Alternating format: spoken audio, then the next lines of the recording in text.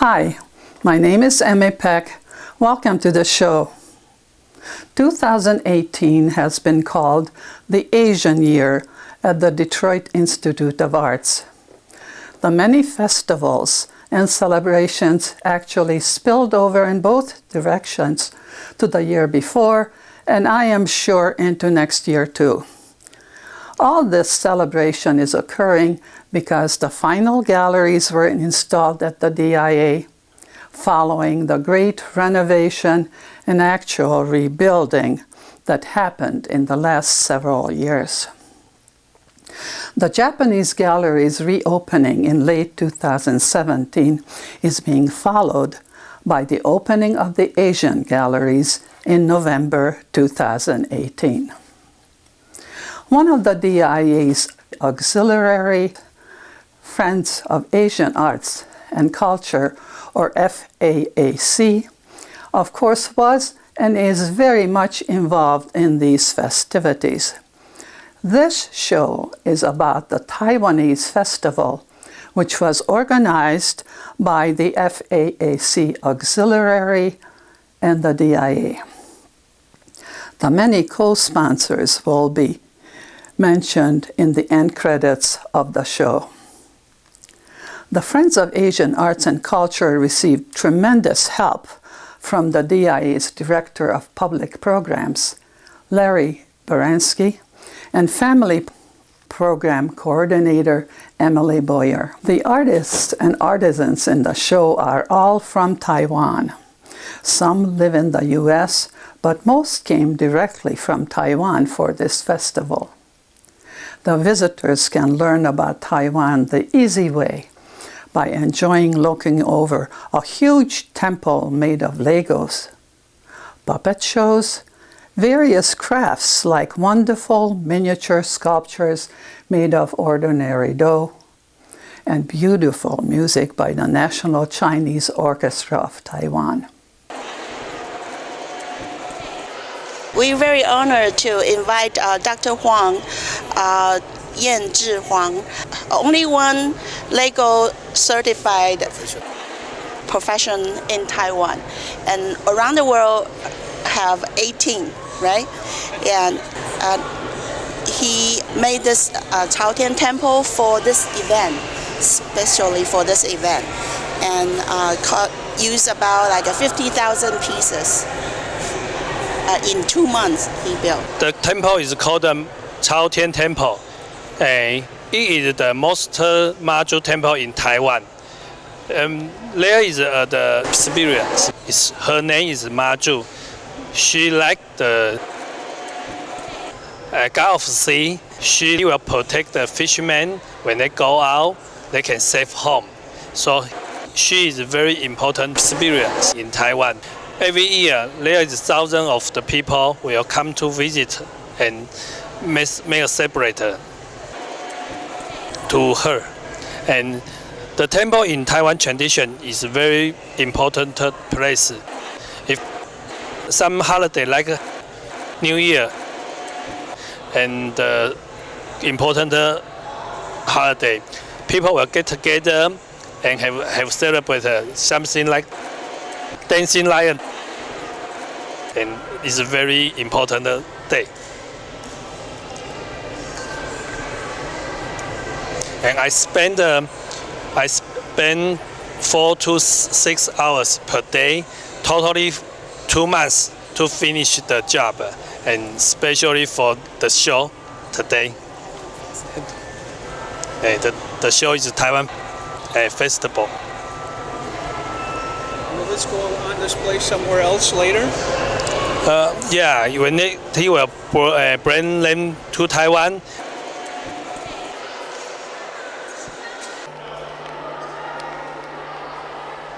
The experience of the temple is her name is Maju.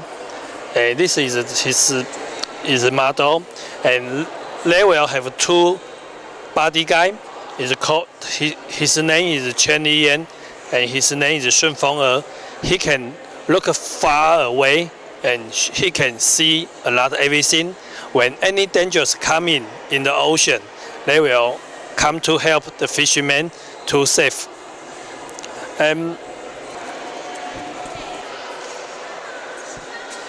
The temple structure is very complete.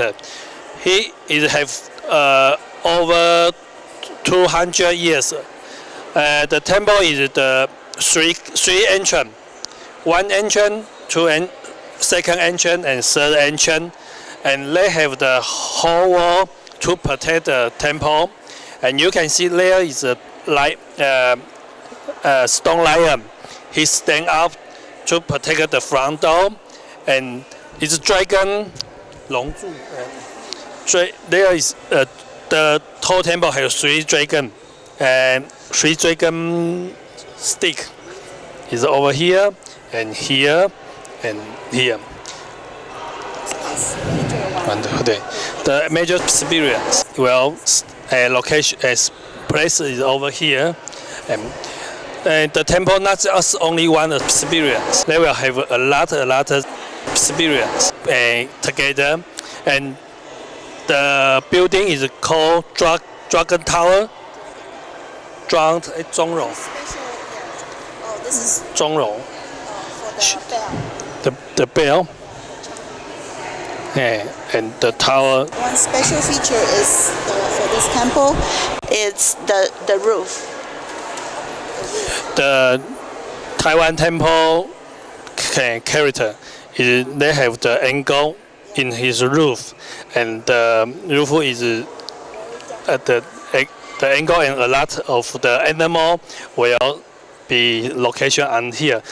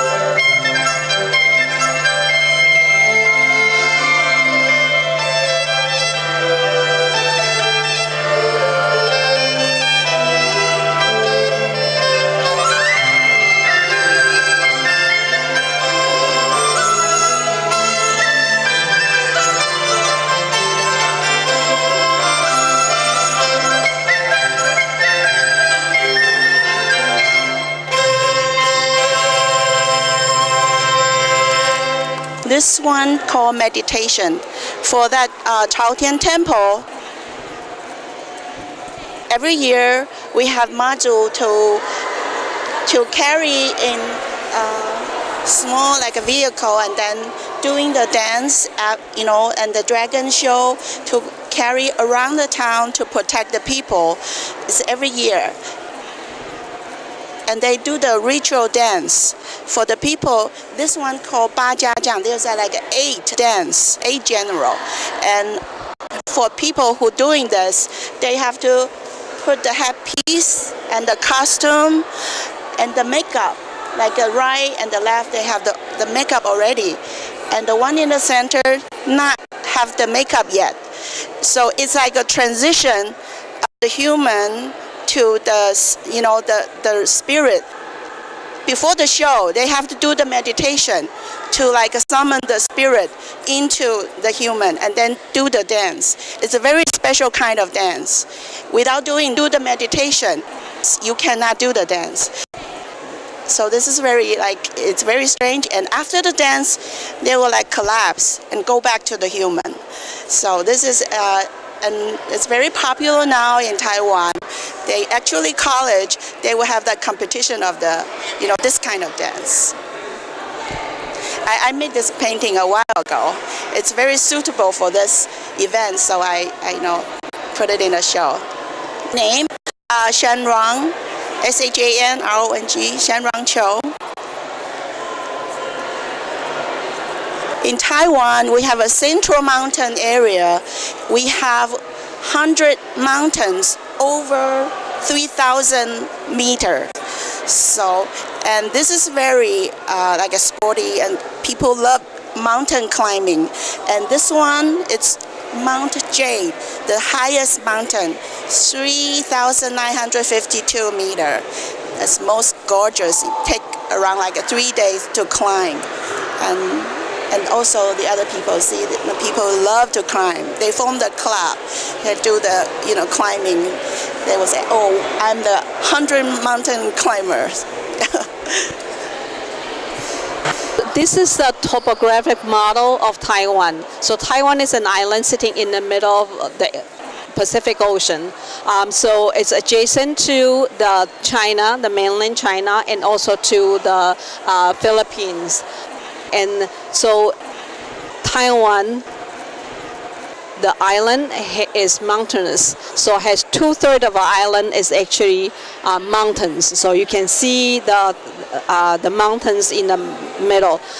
1/3 is plains, and so most of the plains and the rolling hills are on the west coast. So this is where the people are, the populations are, the big cities are. So going from the top will be Taipei, and then we have Taichung, that's the middle of the island. And then this is the breadbasket of Taiwan, Jianan Pingyuan. And then we come to south, that will be Kaohsiung City, and also important port. And then the tip of the island. All right, so the topography, this is kind of the plain area. The first layer depicts a 100 meter, and then 200 meter, and then from there up is 200. Every layer is 200 meters. Okay, the highest mountain is Yushan or Jade Mountain. That's this one. So that's about 4,000 feet tall. Just 2 feet shy of 4,000, so 3,998 meters tall. So that's the highest mountain. So, as we mentioned, that the majority of the population is on the west coast. If we were to come to probably starting with the north from Taipei, Taipei is in the basin, sitting in the basin. So you can see it's surrounded by mountains in this area. That is the greater Taipei. Taipei is the capital of Taiwan, or Republic of China. So there are several highways running along the west coast, north to the south. So it takes about 4 hours to drive through, okay, from north to south. And there are 3 major highways that helps with the transportation. Going to the east coast is a little bit more difficult because of the mountains, right? So there are tunnels that connects the east coast and the tip of the west coast. This is one of the channels, the natural divide that they took advantage of. And so after World War II, you have lots of veterans that retreat from China to Taiwan. So an army of veterans, they actually were involved in the construction of opening and bombing through a couple of mountains to create this divide, that channel and the road to bring people from the west coast and connect to the east coast, right? And in the recent years, they also built another tunnel from the tip of the island to the east coast. That shortened the distance a lot and transportation time. That kind of facilitated the development of the east coast. There are only 3 smaller minor cities on the east coast. The majority of the cities and the population is all on the west coast. Channel is built around 1990. take more than 15 years to build this tunnel. This is, we call that the translation in Chinese, is a snow mountain. Snow mountain connect between the Taipei to the Yilan. They make a tunnel through here. And that will cut the typical travel hours about 3 hours to only half hour. So that's the greatness of contribution from this tunnel. And this tunnel, as I said, built on 1990, take 15 years to build. And the reason for the long year to build it is simply because the whole Taiwan is only happened by a geological event that happened about 1.7 million years ago due to the collision of the plane from we call that the Philippine seaplane collided with Okinawa seaplane with the Euro-Asia plane. They created this high mountain area. And because of that, on the east side, this side, you can see that less plane, the local plane, but immediately facing the high mountain. And then on the east side, typical because of this geological event, the seashore immediately drop into the seafloor, immediately take about 100 to 200,000 feet. So because of that, whenever the tsunami hit the Taiwan from the east side, they will not create any major damage because it's not a shallow seashore. A shallow seashore will collect the energy from the tsunami, push the water wave all the way into the inland. And the past 350 years, there are 8 major historical tsunami events. Never done any damage on Taiwan. But on the other hand, on the other side of Japan, island, the spatial geological structure. But on the west side, the coast, that seafloor is quite shallow, just like Japan's. However, no major tsunami or earthquake happen on the Taiwan Strait. Because on the west side, facing the China, in between, the distance is about 150 kilometers. And the seafloor only about 50 meters. So there is no any major tsunami or anything like that happen in this Taiwan Strait. Yeah. And because of this newly created island, in terms of the mountain, is quite unstable. And every year we have one major earthquake.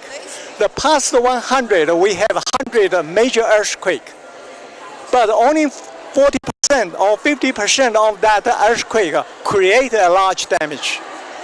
And almost every 20 to 30 years, the government have to revitalize the local building code in order to catch up the technology and also the seismology events. They combine all the knowledge into the new building code. Now, in terms of the population, today we have about 23 million people, and the 10% of population is located in Taipei. All right, and back in almost 200 years ago, there are about 100,000 people living in the island. They majorly migrate from the mainland China. But if you talk from the anthropology point of view, almost 40,000 years ago, that's the last major ice age. At that time, sea level is about 100 to 150 meters lower than today's sea level. Because of that, the sea connection between Taiwan and the mainland China is land.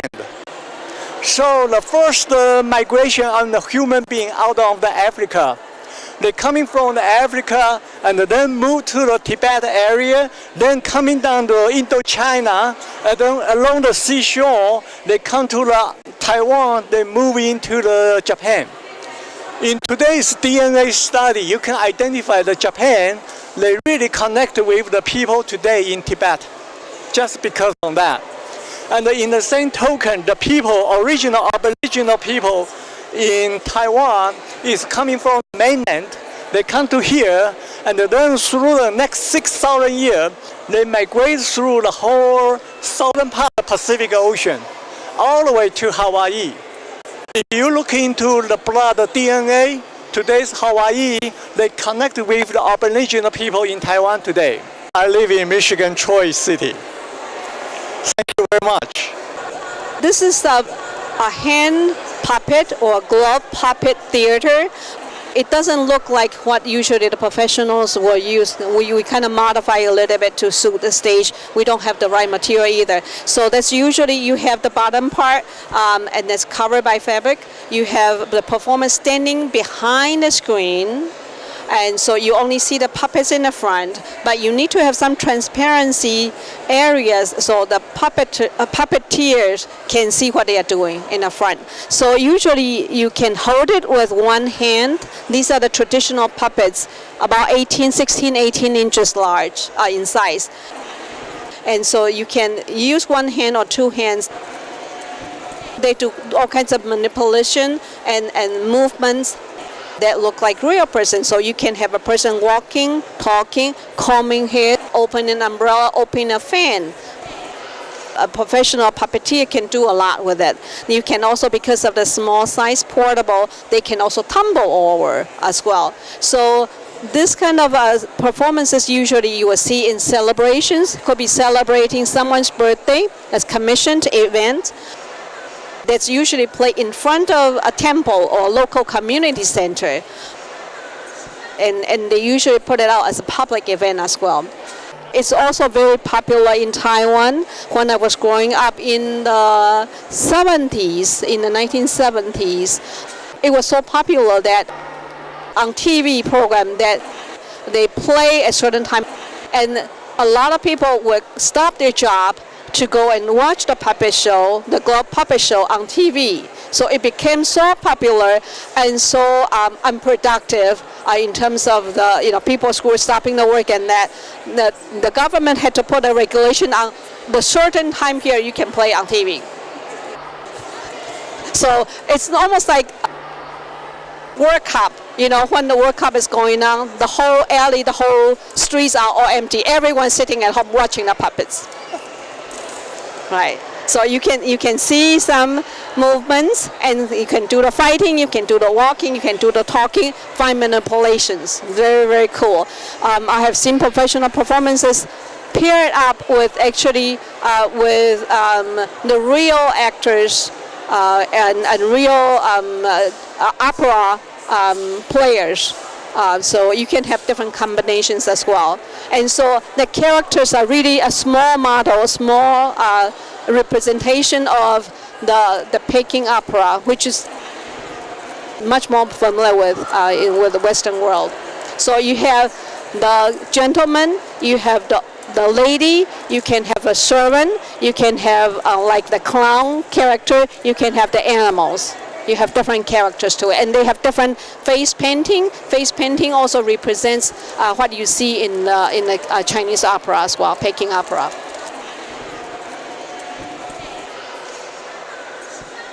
Now from the left to the right, you see an old gentleman, and a young man, and then a lady, and then also a clown character there. That's usually the sidekick, make it more funny. Usually the dial will be kind of presented in the local dialects that people will appreciate. So the glove puppetry came from China in 1700s, right? And he has been pretty much subsided in China. You don't see them at all, but it's very, very popular in Taiwan. You don't see the players. The players are behind the screens. See how he's fending himself? You can do running as well. You can do all kinds of movements.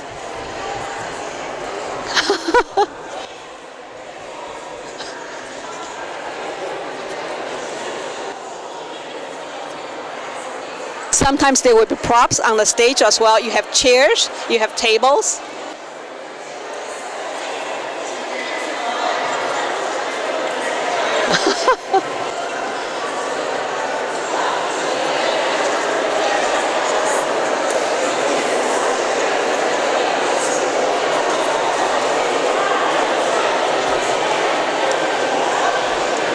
So when you're doing the puppetry, usually you have the thumb goes into one arm, you have the pointing finger into the head, and then you have the other 3 fingers on the other arm.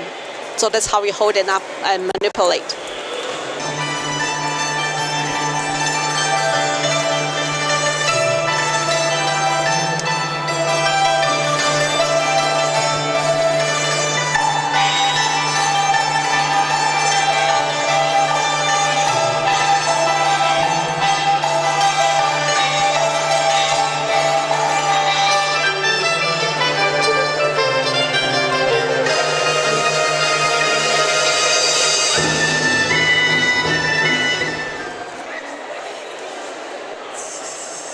Yeah, I just do the. You make the rabbit. Okay.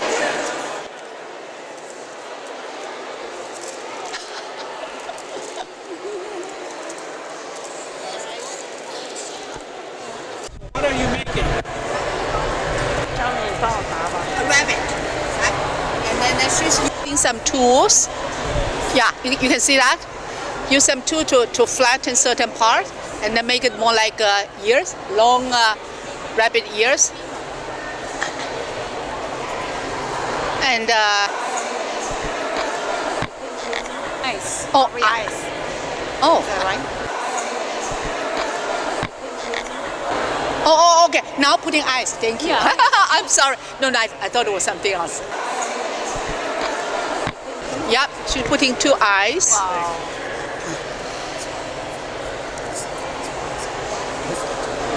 The whisks, right? Wow. Yeah.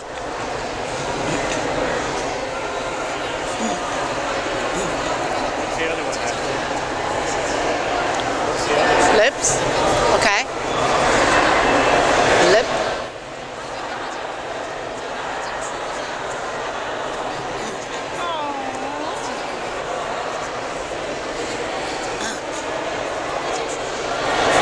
Front legs. Okay. Rear leg. Yeah. Amazing. She's using the kind of brush-like tool. Okay. To get all the toes, right? Yeah. Shape, in shape. Okay. And now the tail. Oh, so Wow, so cute, so cute. Oh, so cute. Wow. Smiling too. Yeah. Smiling. Yeah. Lip. So cute. Okay. Amazing.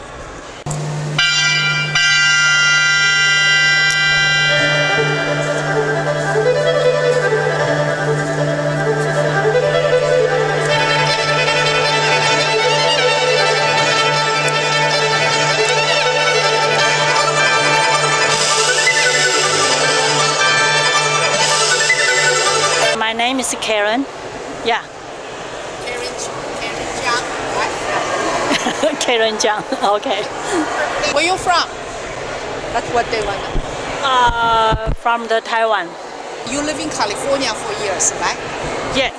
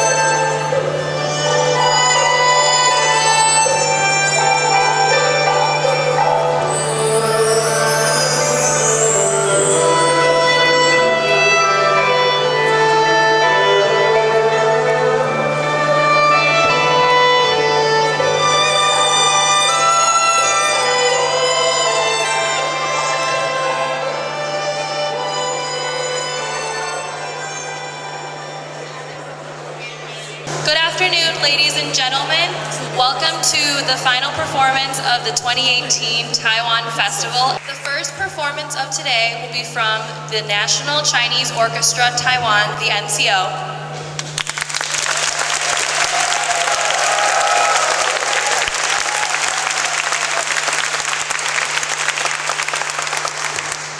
The NCO was established in 1984. Today, the NCO will be playing both Western and Taiwanese pieces. Before they start their performance, I would like to introduce the director, Dr. Chen Zhengang. Dr.